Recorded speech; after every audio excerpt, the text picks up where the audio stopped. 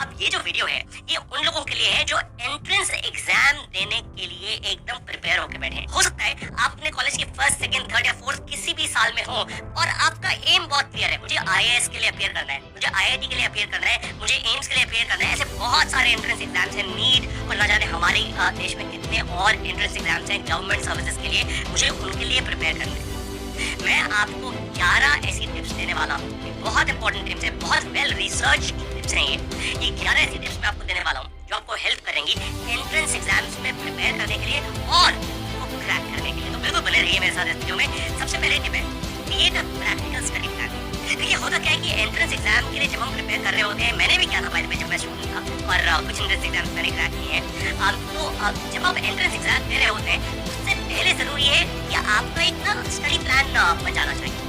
आपको पता होना चाहिए कि मेरा एंट्रेंस एग्जाम जैसे आज से 1 साल बाद है, 2 साल बाद है, 3 साल बाद है, उन 3 सालों में, उन 2 सालों में, उस 1 साल में मेरा स्टडी प्लान क्या है, पहले क्या करूंगा, उसके बाद क्या करूंगा, उसके बाद क्या करूंगा। और स्टडी प्लान में सबसे पहले आप हमेशा, एटलीस्ट मेरी अप्रोच हमेशा यही रही है, जो सब्जेक्ट्स या जो जिन चीज़ों में मेरा सबसे ज़्यादा इंटरेस्ट था मैं उनको सबसे पहले कवर किया करता था, क्योंकि सबसे ज़्यादा जल्दी मैं उनको कवर कर लेता था और बाकी का टाइम मैं लगाता था उन सब्जेक्ट्स पे, उन क्वेश्चंस पे, उन प्रॉब्लम्स पे जो हार्ड टू सॉल्व थी, जिनमें मुझे और लोगों को सपोर्ट चाहिए होता था, so on and so forth, ताकि मेरा प्रेशर ओवरऑल प्रिपेयर करने का वो कम हो जाए। दूसरी बात है know your strength and weaknesses.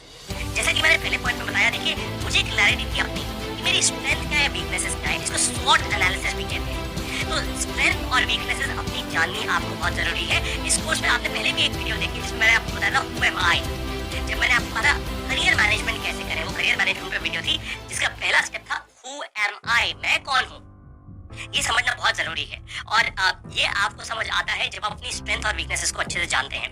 List down कर लीजिए, बार बार आपको कह रहा हूँ कि केवल इन वीडियोस को देखिए मत, पॉज कीजिए अभी के अभी और साथ में ही एक पेपर पेंसिल पे या अपने लैपटॉप पे या अपने नोटबुक पे कहीं ना कहीं लिखिए कि मेरी ये स्ट्रेंथ्स है, मेरी ये वीकनेसेस है, बिल्कुल ऑनेस्टी के साथ लिखिए केवल अपने लिए। तीसरा पॉइंट है use fewer books for theory. यानी देखिए जितने भी एंट्रेंस एग्जाम्स हैं जनरली 2 किस्म के होते हैं, या तो ऑब्जेक्टिव क्वेश्चंस आते हैं, सब्जेक्टिव क्वेश्चंस आते हैं। कुछ एक ऐसे एंट्रेंस एग्जाम्स हैं जहाँ पे आपको कई बार स्टम्प करने के लिए प्रैक्टिकल क्वेश्चंस भी आ जाते हैं, वो देखना चाहते हैं कि आपका दिमाग कितने तेज सोच सकता है। तभी मैंने ये वाली वीडियो जो है EQ IQ के बाद की, ताकि आप EQ IQ के साथ अपनी स्ट्रेंथ और वीकनेस जोड़ पाए और फिर समझ पाए भाई किस तरीके से मैं कौन हूँ, कि क्या मुझे थ्योरी ज़्यादा समझ आती है, मुझे प्रैक्टिकल चीज़ें ज़्यादा, प्रैक्टिकल सोल्यूशन ज़्यादा समझ आती है। तो आप थ्योरी पढ़ने के लिए कम से कम बुक्स का इस्तेमाल कीजिए। ये पॉइंट बहुत ज़्यादा क्रिटिकल है। कई बार लोग ना बहुत ज़्यादा थ्योरी में घुस जाते हैं और फिर बस थ्योरेटिकल फॉर्मूलाज ही उनको याद रहते हैं, प्रैक्टिकल इंप्लीमेंटेशन बिल्कुल नहीं समझ पाते। चौथा पॉइंट है रीड द क्वेश्चंस कॉशियसली। जब एग्जाम का पेपर आपके सामने है, क्वेश्चन पेपर आपके सामने है, तो क्वेश्चंस को ध्यान से पढ़िए। इसलिए कह रहा हूँ कई बार ना टीचर्स बहुत तेज होते हैं, बहुत सिर्फ इसलिए आपको कंफ्यूज करने के लिए आंसर जो होता है ना क्वेश्चन, वो क्वेश्चन में छुपा देते हैं। तो अगर आप क्वेश्चन को ध्यान से समझेंगे, कई बार आंसर एकदम सामने लिखा होता है पर स्टूडेंट स्टम्प हो जाते हैं। आप कहते हैं यार ये तो क्वेश्चन आउट ऑफ सिलेबस है, एक्चुअली वो आउट ऑफ सिलेबस नहीं, जस्ट दैट आपने अपनी EQ IQ स्ट्रॉन्ग नहीं की हुई, आपका फोकस नहीं, इस कारण आप देख नहीं पा रहे उस क्वेश्चन को अच्छे से। 5वां पॉइंट है प्लान योर एग्जाम स्ट्रैटेजी। जब आप एग्जाम हॉल में बैठ रहे हैं उससे पहले आप क्या करने वाले हैं, एग्जाम हॉल के दौरान आप क्या करने वाले हैं, किस तरीके से आप क्वेश्चन पेपर को अप्रोच करेंगे, उसकी स्ट्रैटेजी क्लियर करिए। ऐसा नहीं होना चाहिए कि बस आपके सामने पेपर आया और फिर पहले क्वेश्चन से 100वें क्वेश्चन तक आप एक साथ लाइन में चलते जा रहे हैं। नहीं, अगर आपका मैथ स्ट्रांग है तो पहले मैथ के सेक्शन को उठाइए, अगर आपकी ज्योग्राफी स्ट्रांग है ज्योग्राफी के सेक्शन को उठाइए, हिस्ट्री स्ट्रांग है तो हिस्टोरिकल सेक्शन को उठाइए, अगर आपके ऑब्जेक्टिव टाइप जो MCQs क्वेश्चन होते हैं वो स्ट्रांग है तो आप उनको उठाइए। जो चीज़ पहले आपकी स्ट्रांग है वो मैं आपको इसलिए कह रहा हूँ। देखिए जब ऐसे कुछ आप क्वेश्चन आंसर करेंगे जो आपकी स्ट्रेंथ ना, आपको कॉन्फिडेंस फील होगा, आपको लगेगा हाँ यार ये पेपर मुझे आता है, ये आसान है, इतना मुश्किल नहीं है। Psychologically your brain will get you. छठा पॉइंट है train your mind for the exam. Plan your exam strategy, train your mind for the exam, यानी एग्जाम देने से पहले अपने दिमाग को ट्रेन कीजिए। इसका सबसे अच्छा तरीका मैं आपको पहले भी बता चुका हूँ एक वीडियो में, मेडिटेट कीजिए। हर रोज आप कम से कम 15 मिनट मेडिटेट कीजिए। फोकस जब आप बिल्ड करेंगे, शांति जब आपके दिमाग में होगी, आप बहुत जल्दी ना इमोशनल क्वेश्चन आपको बहुत हाई होगा, आप ऊपर नीचे नहीं होगा आपके इमोशन ज़्यादा।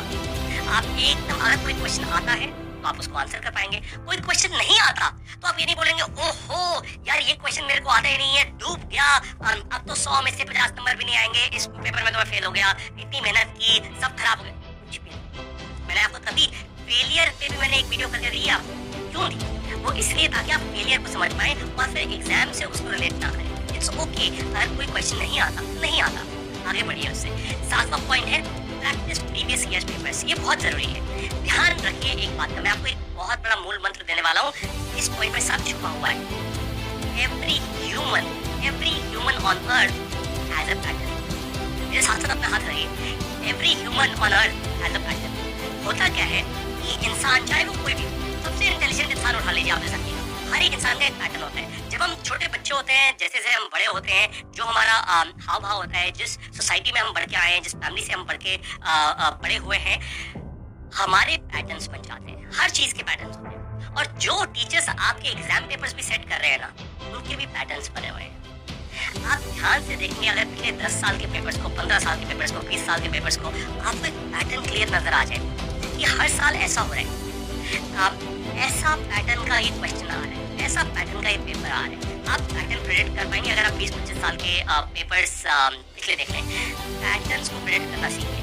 8वां पॉइंट है यूज मेथड ऑफ एलिमिनेशन। देखिए कई बार क्या होता है, एग्जाम देते देते कुछ ऐसे क्वेश्चंस होते हैं जिसका आपको बिल्कुल पता ही नहीं आंसर, एकदम फिर आप करें तुक्का मारना पड़ेगा। मैं आपको तुक्का मारने की एक नई टेक्निक सिखाने वाला हूँ, इसको कहते हैं मेथड ऑफ एलिमिनेशन। इसका मतलब ये है, मान लीजिए कि आपके सामने एक क्वेश्चन है और क्वेश्चन के कुछ 4 ऑप्शन है, A, B, C, D। ठीक है, start by eliminating 2 options which have the least possibility of being correct.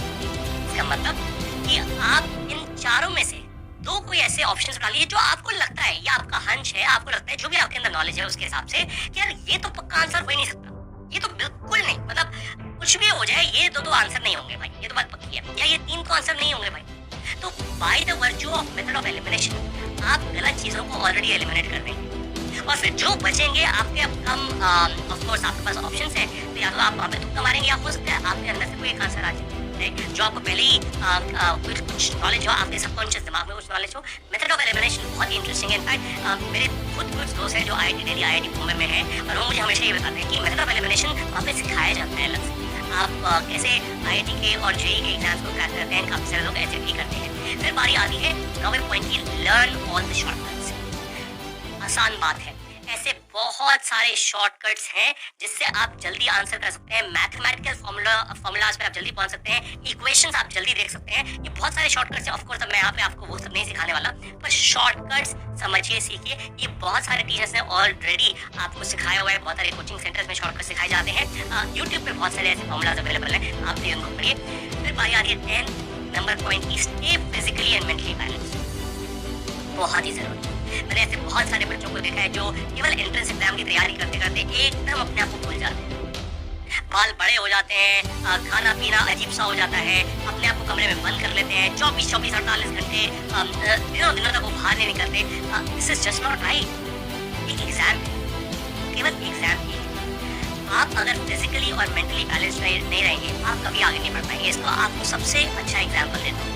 आपने कभी NDA जो हमारा नेशनल डिफेंस एकेडमी का एग्जाम होता है, जब ऑफिसर बन के कोई इंसान बाहर निकलता है, कुछ दिन पहले ऑफिसर्स की सेरेमनी हुई है, जब वो निकलते हैं बाहर, जब वो ग्रेजुएट करते हैं, जब कोई ऑफिसर बन के बाहर निकलता है, उसके अंदर फिजिकल और मेंटल बैलेंस बहुत स्ट्रांग होता है, बहुत ही ज्यादा स्ट्रांग होता है। उसको वैसे बना दिया जाता है। ये इंपॉर्टेंट इसलिए है क्योंकि आपकी जिंदगी कभी भी सक्सेसफुल नहीं रहेगी। ऐसा नहीं रहेगा कि बस सक्सेस ही सक्सेस चलता जा रहा है, ऐसा किसी के साथ भी नहीं होता, किसी के साथ नहीं होता। आप फिजिकली बैलेंस रहें, एक्सरसाइज करें, वॉक करें, रन करें, जॉब करें, आप मेंटली बैलेंस रहें। और अगर आप ये चाहते हैं तो आप चैलेंज लें। आपको याद होगा मैंने एक वीडियो की जिसमें मैंने करियर एंकर्स के बारे में बताया था। वो करियर एंकर्स में मैंने एक ऐसा एंकर बनाया था जिसमें कुछ लोग होते हैं जो चैलेंज लेते हैं। उनका एंकर ऐसा होता है कि चैलेंज में बड़ा मजा आता है। तो आप एक काम कीजिए, अपने स्मार्टफोन पर आजकल बहुत सारी ऐप्स हैं, या अगर आपका स्मार्ट वॉच है तो आप वो पहनिए और जब भी जॉग करने जाए या वॉक करने जाए, आप अपने स्टेप्स को कैलकुलेट कीजिए, कितना फैट आपने बर्न किया, किस तरीके से आप फिट हो रहे हैं उसको कैलकुलेट कीजिए, रोज उसको नोट डाउन कर लीजिए। और ध्यान रखिए, आपके एग्जाम तक के दिन तक अपने आप को फिट करना शुरू कर दीजिए। बोलिए अब मैं एग्जाम देने जा रहा हूँ, फिटनेस के साथ देने जा रहा हूँ। बाकी सारे लोग जो थक हार के जा रहे हैं ना, मैं उनसे ज्यादा तेज रहूंगा हमेशा। फिर बारी आती है 11वें और आखिरी पॉइंट की, प्रैक्टिस प्रैक्टिस और प्रैक्टिस। That's it. जितना ज़्यादा आप प्रैक्टिस करेंगे उतना ही अच्छा आपका पैटर्न बन जाएगा। बस practice more will write patterns, practice more will write patterns. अगर आपने ये 2 काम कर लिए तो आपको कोई नहीं हरा सकता। हर एंट्रेंस एग्जाम को आप बहुत सॉलिड तरीके से क्रैक करें। मुझे उम्मीद है कि जो 11 पॉइंट्स मैंने आपको बताए ये सभी एंट्रेंस एग्जाम्स में आपकी हेल्प करेंगे, आपको बहुत इनक्रेडिबली सॉलिड बना देंगे। साथ साथ आपको ये भी बता दूं, कई बच्चों को ये लग रहा होगा कि मैं तो एंटरप्रेन्योर बनना चाहता हूँ, मेरे लिए कहाँ वैलिड है। भाई अगर एंटरप्रेन्योर भी बनना चाहते हो तो ये सारे के सारे मैंने आपको जो पॉइंट्स बताए ना ये आपके लिए क्रिटिकल है, क्योंकि आपकी कंपनी के कल्चर में ये फिट होंगे। जब आप हायर करना चाहेंगे ना लोगों को, तो आप ऐसे ही लोगों को हायर करना चाहेंगे जो फिजिकली स्ट्रांग है, मेंटली बैलेंस्ड है, जिनको मेथड ऑफ एलिमिनेशन आता है। क्योंकि देखिए ये सारी चीजें ना ये आपकी कॉम्पिटेंसीज है, और जो कॉम्पिटेंसी होती है वो केवल एंट्रेंस एग्जाम के लिए नहीं होती, वो लाइफ के लिए बिल्ड करनी होती है, अपने अंदर बिल्ड करनी होती है। कॉम्पिटेंसी स्ट्रांग होगी तो आप सही लोगों को हायर कर पाएंगे। तो अगर आप एक एंटरप्रेन्योर हैं, आपको भी या एंटरप्रेन्योर बनना चाहते हैं, from a student to an entrepreneur, आपको भी ये कॉम्पिटेंसीज बिल्ड करनी होगी। मुझे उम्मीद है ये पूरी वीडियो आप सभी लोगों को और भी ज्यादा सक्सेसफुल बनाएगी।